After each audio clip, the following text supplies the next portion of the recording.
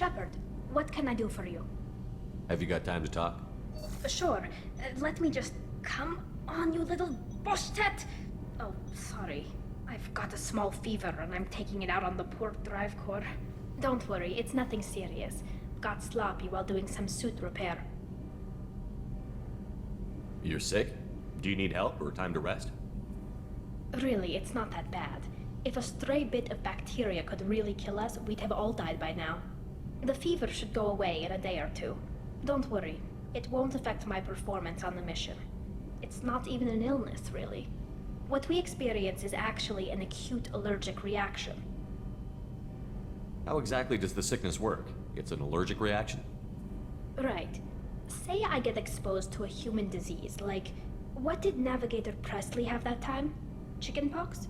I wouldn't get chickenpox, but I'd run a fever as my system reacted to the foreign presence. Depending on where it hits me, I could get other symptoms. Nausea, vomiting, everything you'd expect from being sick.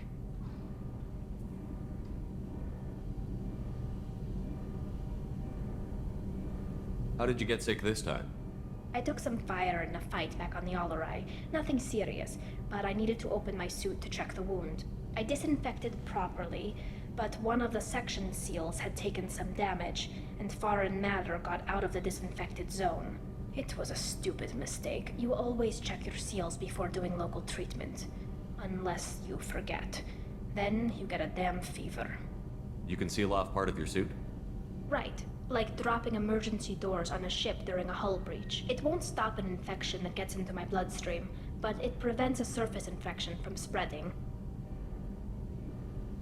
Were your immune system stronger before the Geth drove you from your homeworld? Not as strong as those of most races, definitely. I'm not a biologist, but there's a theory about it.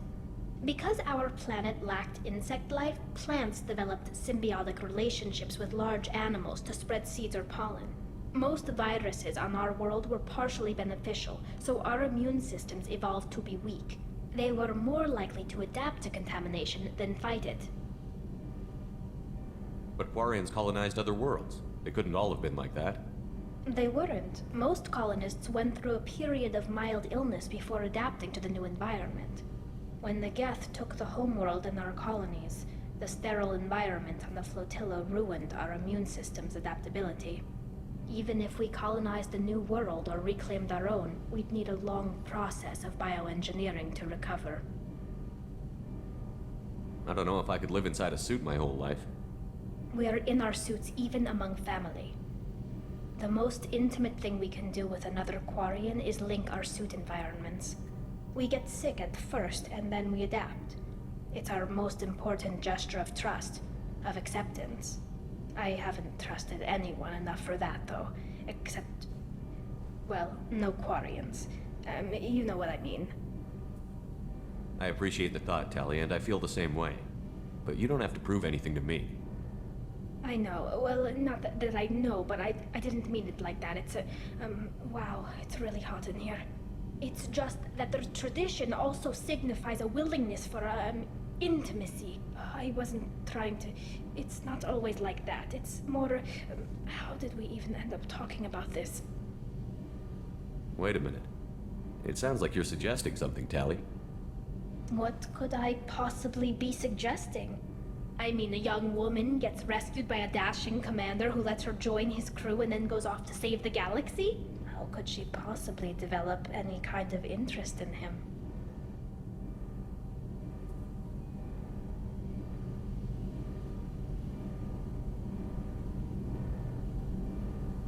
You have nothing to be embarrassed about, Tali. I feel the same way about you. Really? I didn't... You never...